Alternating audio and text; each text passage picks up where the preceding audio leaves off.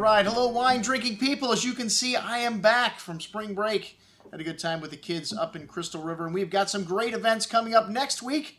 And we didn't have time to get this one out a week from the event, but hey, it's out close enough. And it's our first event with the W Hotel, the Steak 954, right on Fort Lauderdale Beach, a beautiful venue. And I'm excited about that. They've put together a spectacular menu here for the chef de cave, Dominique Demarville from Veuve Clicquot, one of our favorite champagne houses. And, you know, since Moet Chandon did away with their Imperial, did away with their White Star, rather, which was the most popular champagne in this country, Veuve Clicquot opened the door, stepped right in with the yellow label, which is, well, you can't buy this wine cheaper anywhere in the world than right here in the United States of America.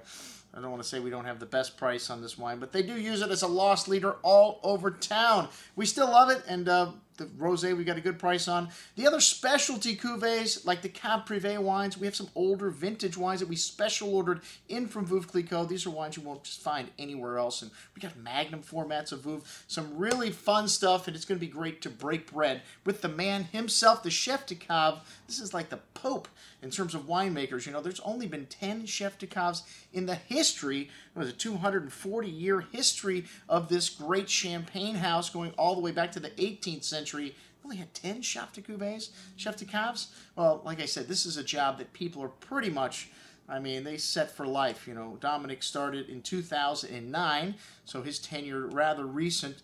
But you can bet, man, unless this guy gets sick and dies, he is going to be here at Veuve Clicquot until pretty much he retires from this winemaking career. You know, this is a very specific skill, making champagne, because you notice on these bottles there's no vintage on, well, several of the bottles, because they're non-vintage cuvées, meaning they're a blend mostly 80% of one vintage. Usually, well, it's 2008 and 2009 that are on the market currently right now, and then they have some older reserve wines put in them to make this product consistent year in and year out, so you don't have to look for the vintage and see, well, what vintage was that Veuve Clicquot I had? Well, you know, it's going to be very similar to the last bottle you had because of this guy, Dominique Demarville, and his outstanding palate and his sense of blending, which, well, this is the first master blender in champagne, Dom Perignon, or, well, that was one of his skills that he was regarded for.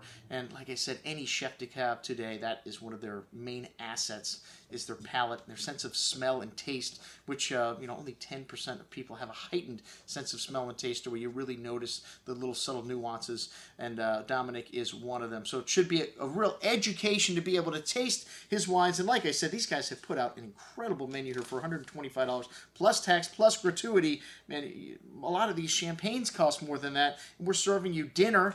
You do got to pay tax and tip on top of that, but it looks like a fantastic evening. We've got some 2004 vintage wines. We've got the Rosé Brut. We've got Le Grand Dame. That's right, the Great Dame, one of the top tête de cuvée champagnes today available in this market. And like I said, this is a wine that's usually in the $200 price range itself. We're serving Le Grand Dame Rosé. This one's $300 a bottle. This is one of the best values of any event that we've done all year. Check it out. We're going to be serving you next Wednesday night. I'm your host, Andrew Lamposoni, signing off for the Wine Watch, saying, remember, always drink the good stuff first.